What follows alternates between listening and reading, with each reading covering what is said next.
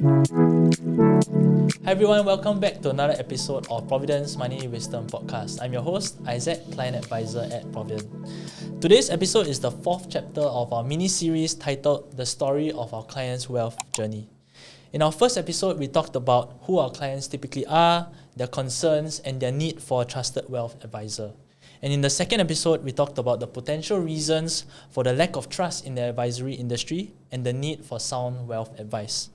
In our previous episode, we discussed how Provident was set up to be the trusted advisor to our clients to allow us to guide them through a minefield of misinformation with honest, independent, and competent advice. For today and the next few episodes, we'll be talking about our advisory and planning process. Join with me today is Christopher Tan, founder and CEO of Provident. Hi Chris, great to see you again. Hi Isaac, I'm so glad that I can be back. Yeah, it's your turn. So the second episode was Evelyn, Chin Yu, now it's back to you again. I guess they didn't do as well as me, so I get a chance to come back. Yeah, I think it's more like it's frosted. Okay. I hope Evelyn and Chin Yu, you're watching this. I'm sure they will. Okay, Chris, so let's just jump right into it, right? So today's episode, we'll be talking about our advisory and planning process. So to begin, could you kindly provide a succinct overview of our entire planning process? Okay, I've got about 20 points. I think that's quite succinct enough. Usually I do about 40 points, but today is the first time I'm using an iPad because there are actually quite a few points that I wanted to share. I think our advisory process has gone through many rounds of fine-tuning since 20 years ago.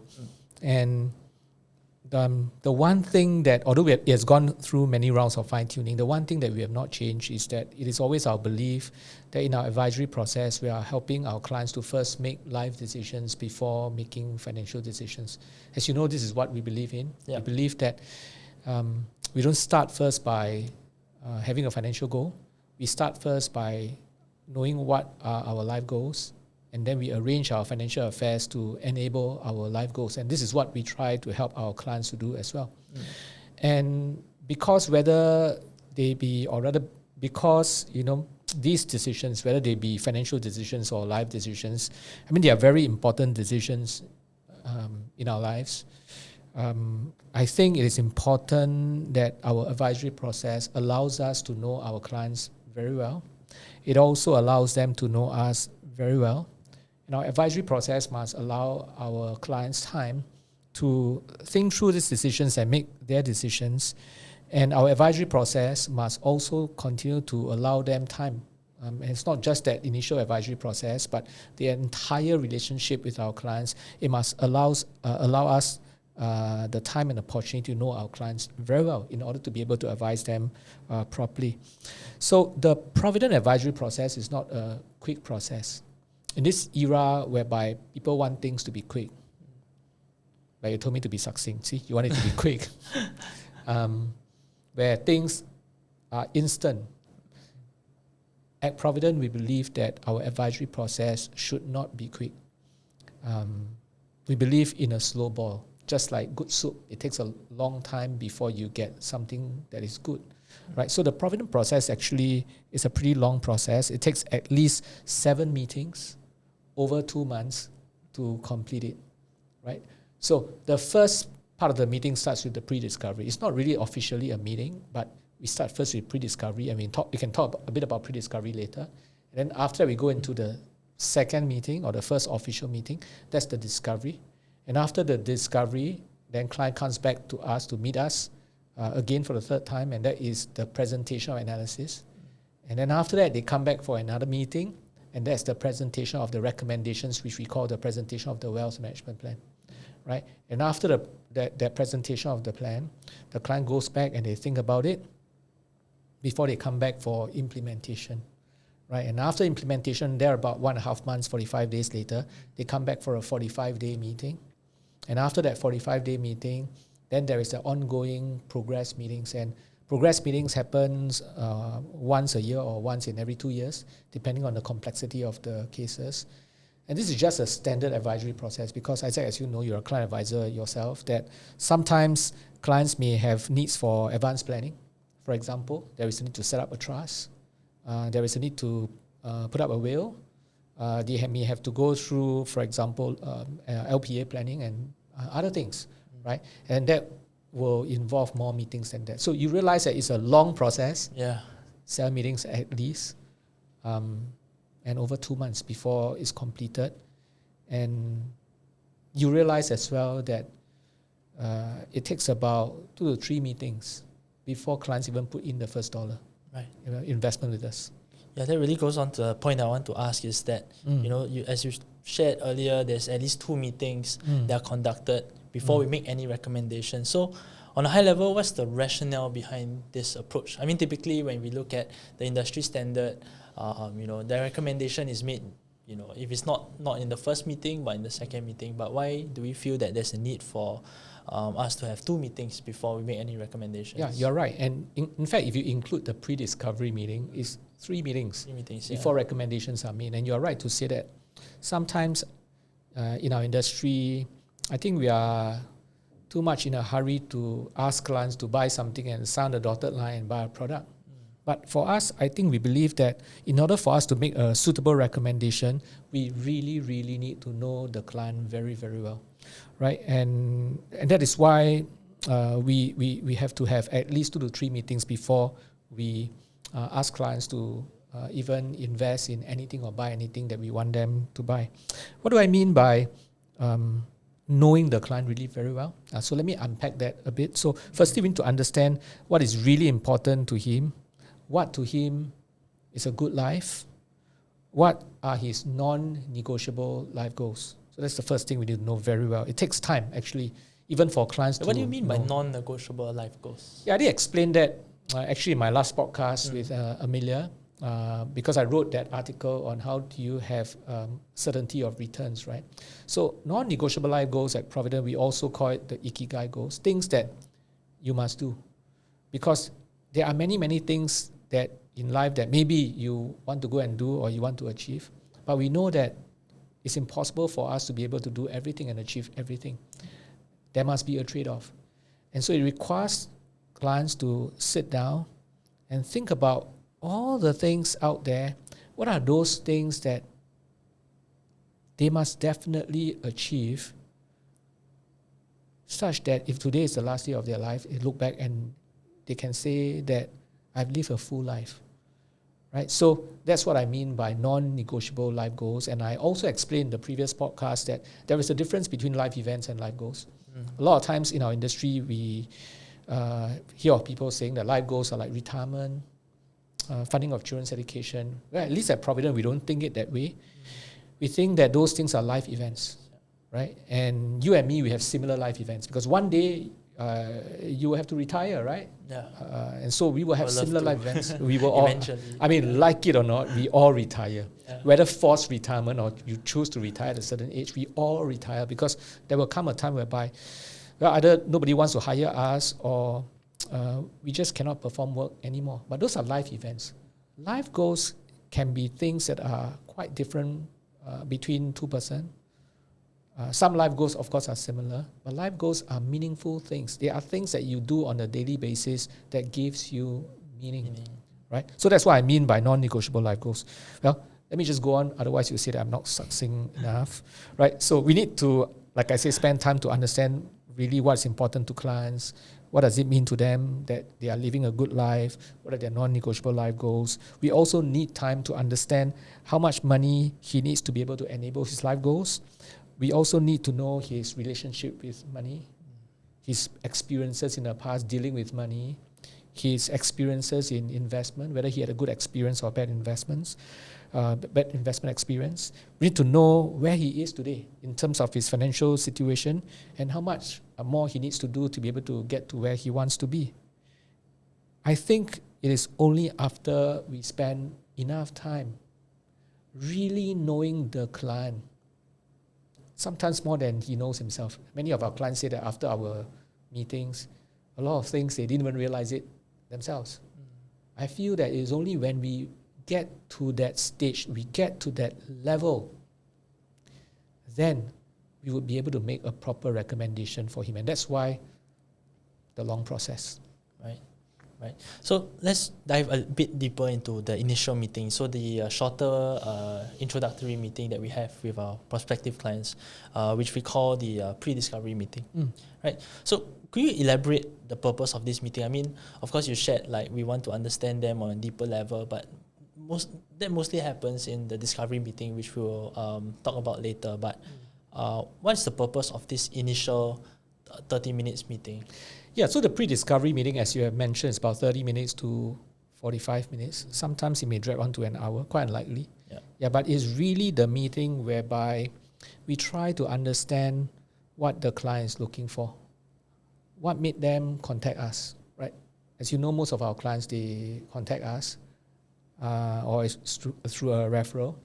But really, we want to know what made them contact us. What motivated them?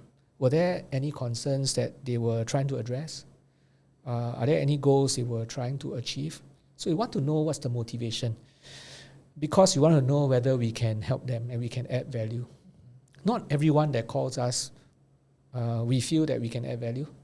Yeah, sometimes when we know that we cannot add value, then I think it is our responsibility to tell them honestly that you really don't need me, or I cannot do what you want me to do. I think that's only professional, right? So the pre-discovery meeting allows us to do that.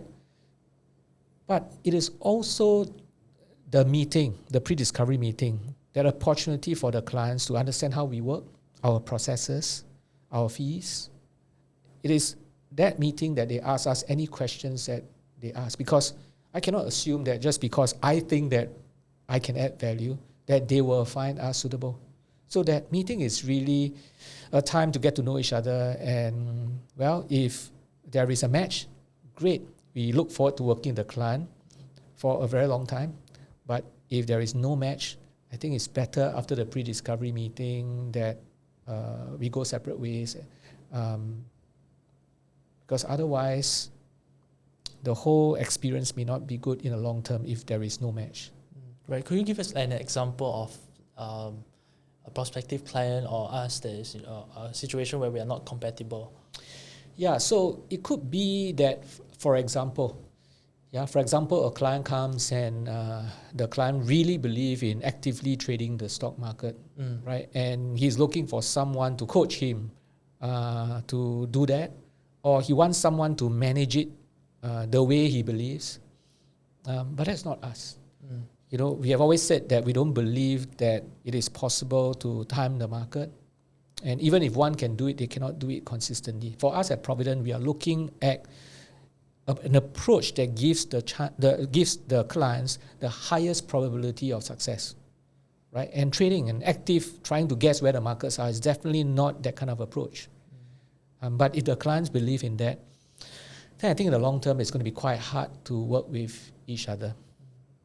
Sometimes you have clients who come to us and they just want to buy a product, right? Either they want to buy a fund or they want to buy insurance, but we are not that kind of a firm, right? So then there's no match. Sometimes a client may come and really what they need is really simple. They may want holistic planning, but I feel that they really don't need to pay us a fee to do that, right? Then there is no match, right? And I think it's fine because we have a good chat. They understand about us, we understand about them, you know, and then we just both agree that perhaps, we're not really the guys you are looking for.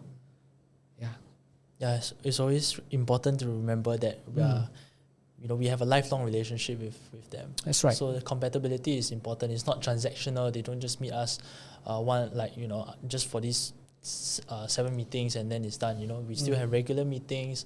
There are ad hoc meetings as well. If they have any concerns during the year before the scheduled progress meeting, for example. Yeah. So I mean, as I mentioned, our process is very long, right? And after the initial meetings, as you have mentioned, we still have progress meeting, and it's a very long-term relationship, right? And it would be very painful for both sides to go into a long-term relationship when there is no match, right? If the values are not aligned, the philosophy is different, I think we end up quarreling a lot more.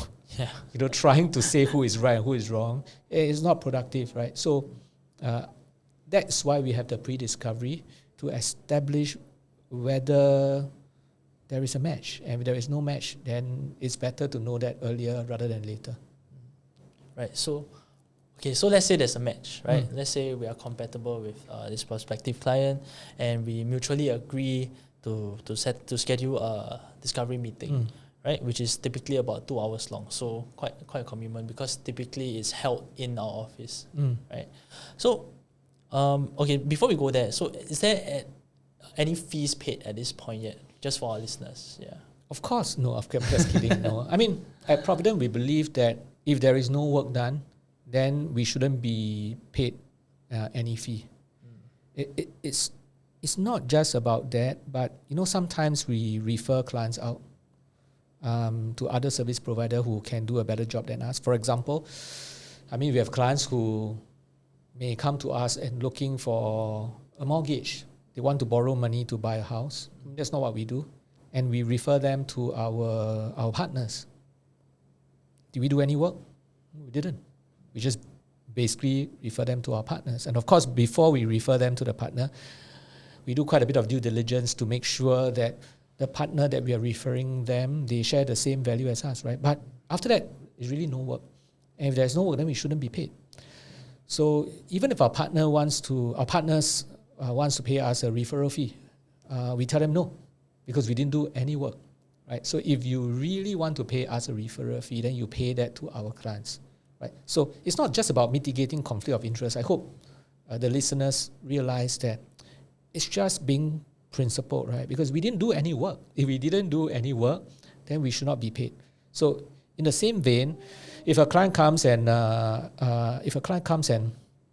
it's just a pre-discovery, no real work has been done yet, then I don't think that we should charge them any fee. In fact, one of the things that we were talking about, and because I've said this to you all the time, is that if client comes and then we find that they are not suitable because maybe the work is simple enough and they really don't need to pay us a fee, what we do is that we will give them general advice. Yeah. And this is my instruction. Point them the right direction. That's right. That's my instruction to all of you, right? That if you can give them some general advice, because they already made time to do the call, so if you can give them some general advice, please give it to them.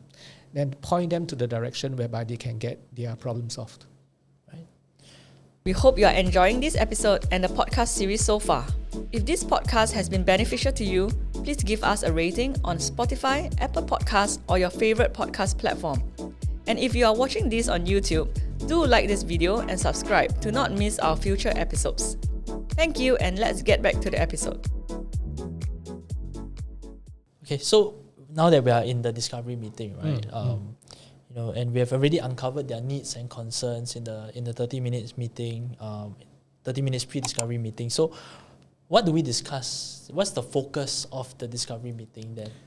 Since we already uncovered what they are concerned about, Yeah, so at the pre-discovery meeting, we really only know the client's needs at a very high level because it's only 30 minutes, right? We can't go too deeply. And usually the pre-discovery meeting is done over a phone call or at most a virtual meeting, either over Zoom or over Teams, right? So it's not personal.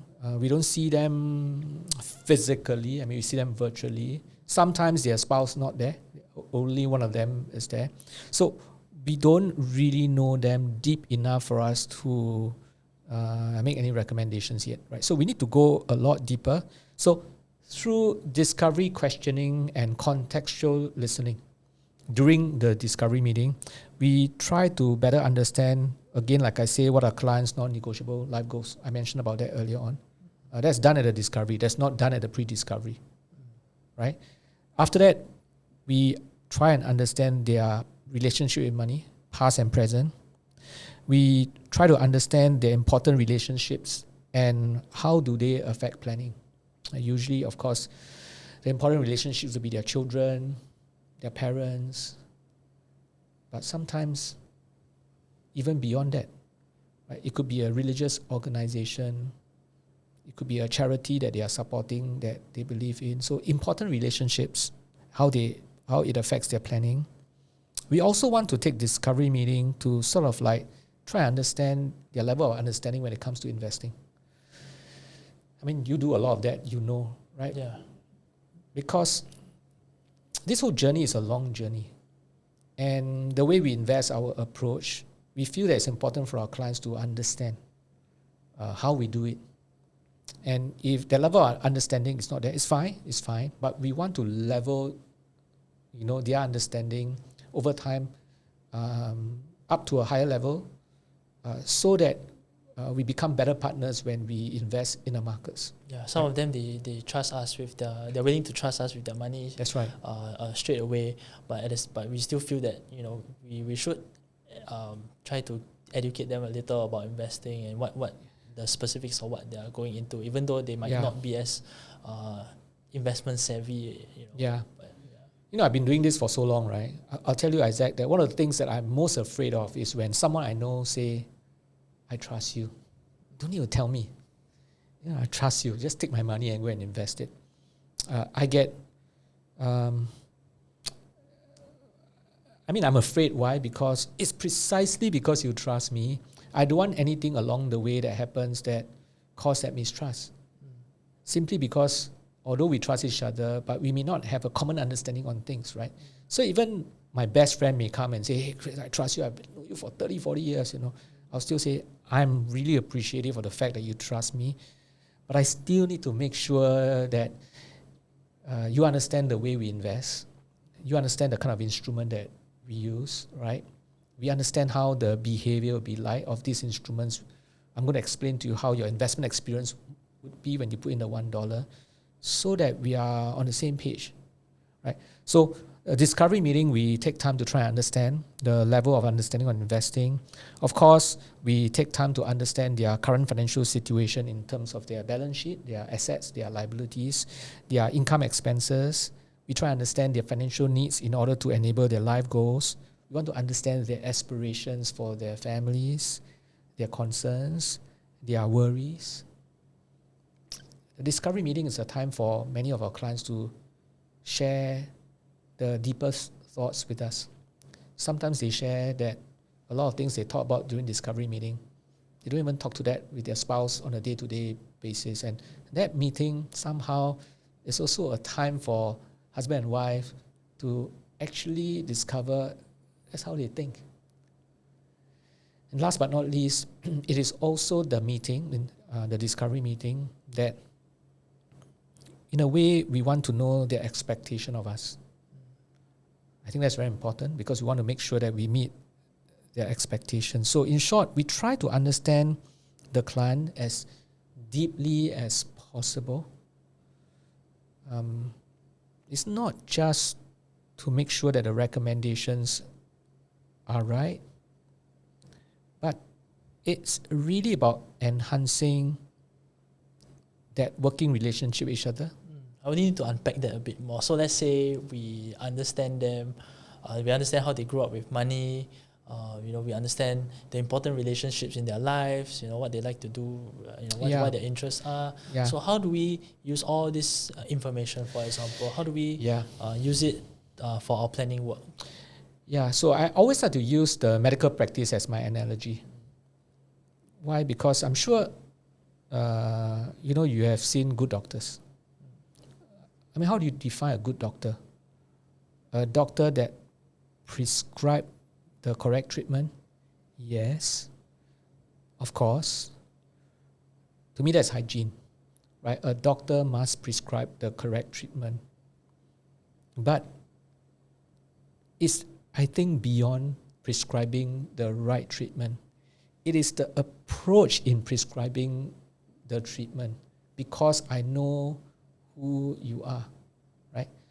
So for example, if I diagnose you properly, I can be very clinical and technically correct by telling you that, Isaac, I need to go through, for example, chemotherapy, let's say. But I can say it like in a very cool manner. You need like a matter-of-fact way. Yeah, you need chemotherapy. I've gone through everything. I've thought through everything. I've got 20 years of experience. Chemotherapy is the way. But I fail to understand who you are as a person. I fail to understand the fear and concern that you may have. Not all patients are the same. Some will say, let's do it. Some people will say, no, I've heard about chemotherapy. I'm very worried. I've witnessed this, experienced this before. My parents went through chemotherapy and they passed away. I need to understand those backgrounds so that even as I prescribe the right treatment, it is no longer the what that is important. It is also the how that is important. I'll start first by, Isaac, I know that you are not very positive about this. I know that you have had bad experience before. I know you have had this, had that. Okay, I know you are fearful. But I've gone through everything. I've explored all options. This is the best for you. And let me try and address some of the fears that you have and why this thing is not going to harm you as much as you think. For example, that's not just being clinically correct. That's understanding who you are as a person and your relationship with medicine. Right? So I think a good advisor needs to do that. And even more in wealth advice, because the journey that we take with our clients spans decades. And I'm going to spend decades with these clients, right? And I think it is very important for me to understand the ins and outs, the worries, the relationships that he has, so that whatever advice that I can give it properly, and that the advice will stick. Otherwise, I can have the best advice. You are not going to eat that medicine. Yeah, so that's why we spend quite a bit of time. It's not just discovery, because I said discovery only 2 hours, right? Yeah. But over time, over the whole process of that 2 months, right? Over time, I will get to know you better and better and better and better. And hopefully, because of that, my recommendation is better, it's more pointed. And each time when you come back for progress meeting, after 2 years, 3 years, 5 years, 10 years, I've known you for a long time. The tweaking of the plan, because of a wealth plan is not static, it's fluid. I begin to be able to tweak it even better and better and better for you. That's why I say our process is a slow boil. I truly believe in it. I don't believe in very quick advice. I punch in some numbers, some spreadsheet comes out, you go and act on it. I don't think that's the correct way of giving as important an advice like wealth advice. Right. Yeah, onto that point also, sometimes to generate the rational answer, right? Like you mentioned, we crunch the numbers, we can pull it from the spreadsheets. But in these meetings, it's usually more art than science, right? So we got the science part nailed down, right? We have our philosophy, we have our very robust methodologies and analysis. But sometimes, through the conversation, we'll say, okay, maybe the most rational way might not be suitable for you. What is not as rational but reasonable?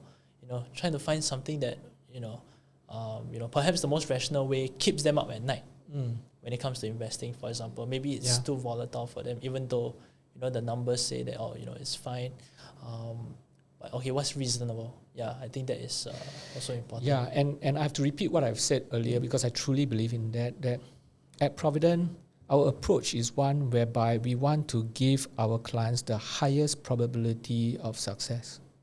And the highest probability of success doesn't just come from prescribing the right medicine. The highest probability of success comes from making sure that you eat the medicine. And you don't just eat it one day. You eat it every day. And on those days after eating the medicine, when you have certain side effects, you don't give up. You come back and you talk to me and you trust me. And I help you to continue to stick on to the course, knowing that that will treat you. That's the way advice must be given. Okay, that looks like a nice place to end our episode. I was wondering, how I'm going to conclude this episode, but thanks for that. Yeah, you can conclude the episode by asking me the last question, which you didn't ask. Which is? I know I sort of answered that question already. Yeah. Okay, which is why is asking all those questions I mentioned important? Important for the planning work, yeah. At Provident, we have this definition of what wealth planning is. I've gone through the CFP program. I'm one of the earliest CFP in Singapore. I'm not saying it out of arrogance. I'm just stating a fact that I became a CFP in the early 2000s. And the Certified Financial Planning program is great. And they have a standard way of defining what financial planning is. But at Provident, I've sort of defined financial planning, wealth planning slightly different. I say that the purpose of wealth planning is to enable our clients to be able to achieve their life goals, not financial goals, right? The purpose of wealth planning is to enable our clients to achieve their life goals no matter what happens along the way. And this part is quite different from what other people and how other people define it in a comfortable manner. Because there's no point in trying to achieve something but in a very uncomfortable manner that may disrupt lives, destroy families. So, if we want to do that, how can we start planning if we don't take time to understand what makes our clients tick? What is it that deeply motivates them? How can we even start planning before understanding what may happen that may derail clients' plans? How can we design a plan that is comfortable for clients if we don't even know their background and their relationship money? That's what motivates us to do what we do. That's why our process is at least 2 months. Sometimes people say, wow, so long. Can it be faster? Unfortunately, we can't. Because if we cut it any shorter, I'm not doing justice to you. I'm not adding value. You're paying me a fee to do the best job that I know how. And we believe that taking time to make financial decisions, not buying products straight away, taking time before you even put in any money into investing is of absolute importance. Right, thanks, Chris. I mean, I hope that through this episode, our listeners will understand why it's important for them to have an advisor to facilitate these conversations, right? And also to help them really make life decisions first, like you mentioned, before financial decisions. That's right. Right. Okay, so that's all the time we have today. So once again, thank you so much for your time and insights today, Chris. It's always a pleasure to have you on. And are you rostered for? I think you're rostered for one more. So I'll see you back here again. It depends whether for Evelyn this. and Chinyu, they are good enough. They are good enough. They should okay, I'm just kidding. Yeah. I think, I don't know. Well, you guys call the shot. If you think I'm rostered, I'll come back and do this. Yeah, we have our producer behind the cameras who will decide. Okay, so to all our listeners, for the next few episodes, we'll be talking about what happens after our discovery meeting, covering things like how we do our analysis and how we craft wealth plans that is unique to you and one that encompasses your personal values and goals. So follow us and subscribe to our podcast to not miss out on future episodes. Stay tuned, and I'll see you all again soon. All analysis, views, opinions from interviews, recommendations, and other information broadcasted, podcasted, or published herein are provided for general information purposes only. Information expressed does not take into account any specific situation, particular needs, or objectives, and should not be construed as specific advice or recommendation. Information has been obtained from sources that are deemed to be reliable, but their accuracy and completeness cannot be guaranteed. Always consult with a qualified investment, legal, or tax professional before taking any action. Provident Limited does not accept any liability or any loss whatsoever arising from any use of the information broadcasted, or published herein. All contents and information contained herein may not be copied or reproduced in whole or in part by any means without prior written consent of Provident Limited.